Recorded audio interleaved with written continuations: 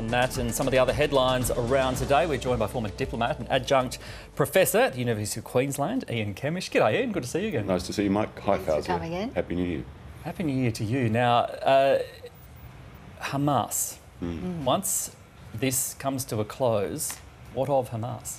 Well, this is the big question, and while the world is naturally very strongly focused on getting the ceasefire deal done, and of course that includes communities here in Australia, this piece sits back and reflects on exactly that question. Hamas has clearly not had a great war, but it's still standing. It still has strong popular support in Gaza. On one hand, it had hoped to bring in its allies from across the Middle East, but Hezbollah has been decimated. In Lebanon, the regime in Syria has been toppled and Iran has been weakened. Despite all of that, strong popular support, some criticism of the original decisions that led to this situation, but nonetheless, there is no real alternative power in Gaza. There's also the issue that because this conflict has gone on for about 15 months or so, they may actually find new recruits, particularly in younger Palestinians who are fed up and angry at the conflict. Well, no less a person than the outgoing Secretary of State in the US administration essentially said exactly that about a week ago. In a vacuum, there is nothing there but Hamas, and indeed, the point you make is absolutely right. There may indeed have been more recruitments than losses to Hamas over the course of the last 18 months. It's an extraordinary situation.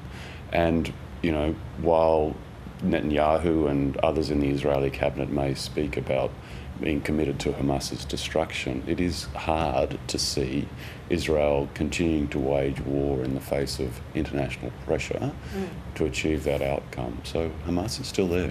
Yeah. All right, let's go to Europe now. Keir Starmer has urged world leaders to double down in their support for Ukraine. Yeah, and look, you know, we are so focused, aren't we, in the news cycle right now on the presidency and the Middle East, and we run the risk of forgetting about Ukraine. There's a lot of concern there in Ukraine about what a Trump presidency may mean for them, may weaken their position. And here what you have the Prime Minister of the United Kingdom conducting a bit of a diplomatic blitz across the region. He's most recently in Poland, another very staunch supporter of Ukraine, and they're speaking about a defence treaty. Starmer, of course, has just been in Kyiv as well, and some very strong defence commitments there.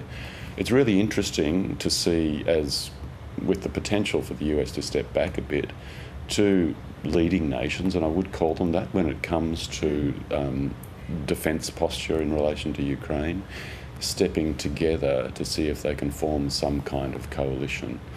Poland and the UK are probably the ones that would come to your mind first when you think about those that might step into the gap, perhaps along with the Nordics. Europe, of course, is not unified on all of this.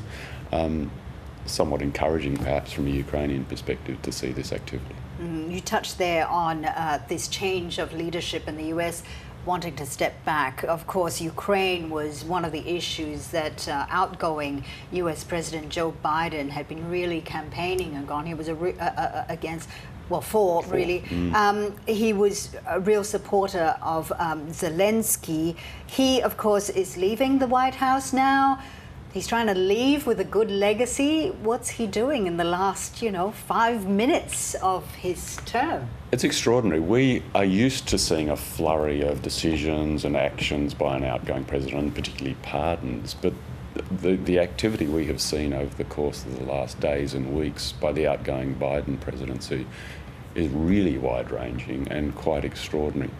I think it probably has a lot to do with a conviction on Biden's part that Trump represents a unique threat to American traditions and American values, and is seeking to do what he can to shore up his legacy and prevent some of the things he thinks of as potentially quite bad.